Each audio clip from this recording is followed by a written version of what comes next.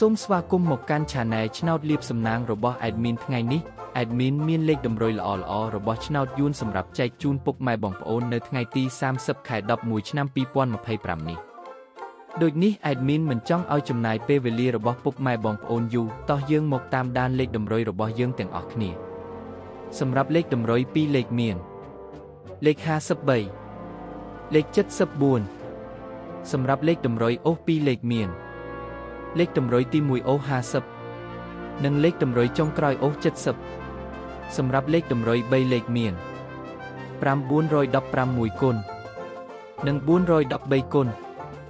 សម្រាប់លេខតម្រុយថ្ងៃនេះ Admin សូមជូនពរឲ្យពុកម៉ែបងប្អូនជួបតែសំណាងល្អទាំងអស់គ្នាហេងមានលាភមានជ័យជាចុងក្រោយសូមកុំភ្លេចជួយចុច Subscribe និង Comment ហើយដាក់សញ្ញារូបកណ្ដឹងដើម្បីជួយផ្ដល់កម្លាំងចិត្តមកកាន់ Admin ជាពិសេសងាយស្រួលតាមដានវីដេអូថ្មីនិងលេខតម្រុយល្អៗជាប្រចាំថ្ងៃជាមួយ Admin សូមគោរពលាពុកម៉ែបងប្អូនពីខ្ញុំបាទ Admin ឆ្នោតលាភសំណាងល្អទាំងអស់គ្នាសូមអរគុណ